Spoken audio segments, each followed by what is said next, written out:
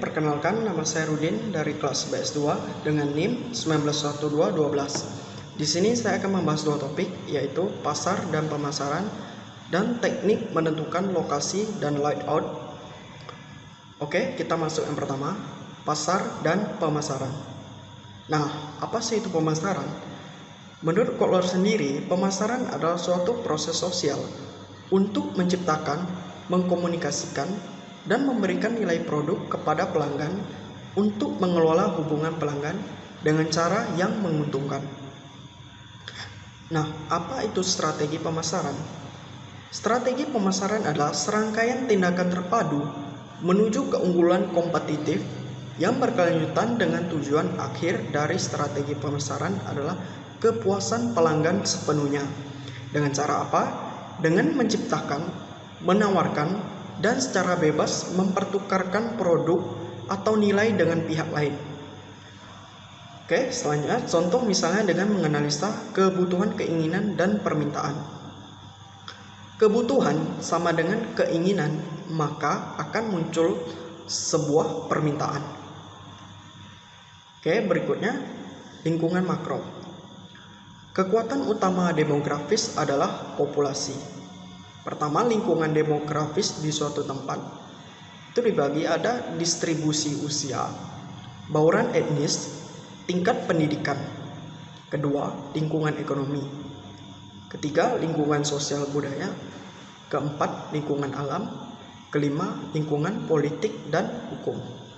Nah, cara menganalisa dari lingkungan makro itu ada 3. Yang pertama ada FAT, adalah minat masyarakat terhadap suatu barang pada waktu tertentu yang bersifat tidak dapat diperkirakan, berumur pendek, dan tidak penting secara sosial, ekonomi, dan politik. Contoh, ketika sedang terkenal artis cilik Baim yang membintangi beberapa sinetron, disitulah muncul produk sandal Baim. Bukan hanya untuk anak-anak, tapi untuk semua usia, dari ukuran terkecil sampai terbesar. Yang kedua ada tren. Tren adalah arah atau urutan kejadian yang mempunyai momentum dan durabilitas. Tren lebih mudah diperkirakan daripada fad. Tren mengungkap bentuk masa depan dan memberikan banyak peluang. Contohnya, di zaman sekarang banyak orang yang ingin memiliki tubuh yang sehat dan atletis. Selain dengan mengkonsumsi makanan yang sehat dan bergizi, sekarang telah banyak dibuka tempat olahraga yang disesuaikan dengan kebutuhan dan hobi masing-masing, seperti tempat fitness, yoga, senam, dan aerobik. Terus yang ketiga itu ada megatrend. Megatrend adalah perubahan besar dalam sosial, ekonomi, politik, dan teknologi yang lambat terbentuk, dan setelah terjadi, perubahan itu mempengaruhi kita untuk sementara selama beberapa periode. Contoh, daripada membeli koran, masyarakat zaman sekarang lebih banyak memilih untuk mengakses berita dari internet, seperti dari situs Merdeka. Selain lebih praktis dan mudah, hal ini juga lebih menghemat biaya. Terus ada cara mengembangkan strategi pasar. Dengan cara menganalisa segmentasi targeting, positioningnya, kita bisa mengenal minat serta kebutuhan konsumen di dalam pasar, sehingga mampu menciptakan suatu produk atau produk yang berbeda, yang sesuai kebutuhan dan minat konsumen. Selanjutnya, kita juga menganalisa apa sih strategi pemasaran. Di mata penjual tentunya dengan produk yang bermutu, harga yang kompetitif, tempat yang strategis, promosi yang gencar, supaya kita bisa bersaing dengan perusahaan lainnya. Nah, selanjutnya, terus apa sih strategi pemasaran di mata konsumen? Tentunya dari sudut pandang pelanggan atau konsumen, yang kebutuhan dan keinginan pelanggannya, artinya perusahaan bisa mencukupi kebutuhan mereka. Terus ada biaya pelanggan, ada kenyamanan, ada komunikasi. Nah, oke. Oke, selanjutnya strategi apa yang perlu dilakukan untuk memasuki pasar? Itu ada 3. Yang pertama, first in strategi. Artinya perusahaan berusaha menjadi pionir dengan jalan memasuki pasar pertama kali sebelum ada perusahaan lain melakukannya. Yang kedua, early entry strategi. Artinya dilaksanakan dengan memasuki pasar segera setelah pelopor pasar memulainya. Terus yang ketiga, laggard entry strategi. Strategi ini merupakan strategi memasuki pasar dalam tahap pertumbuhan akhir atau dalam tahap kedewasaan, maturity. Nah, terus ada strategi untuk memasuki pemasaran modern. Itu ada banyak sekali.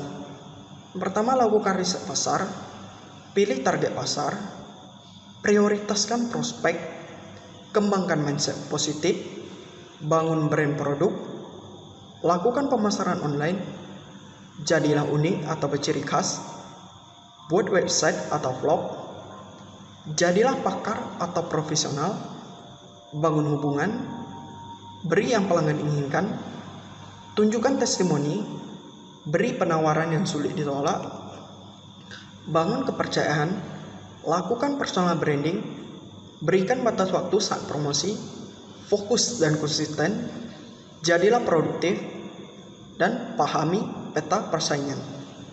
Oke, sekian dari penjelasan pasar dan pemasaran. Oke, selanjutnya adalah teknik menentukan lokasi dan layout. Tentunya kita harus paham dulu apa itu lokasi. Lokasi adalah tempat untuk menjalankan kegiatan usaha sebagai tempat perencanaan, pengambilan keputusan, pengendalian, proses produksi, penjualan, atau sebagai tempat penyimpanan. Nah, apa sih keuntungan mendapatkan lokasi yang tepat? Itu ada 6. Pertama, pelayanan yang diberikan kepada konsumen dapat lebih memuaskan.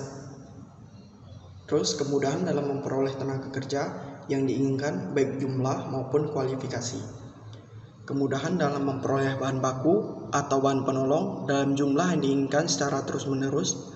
Selanjutnya, kemudahan untuk memperluas lokasi usaha karena biasanya sudah diperuntukkan untuk usaha perluasan lokasi sewaktu-waktu.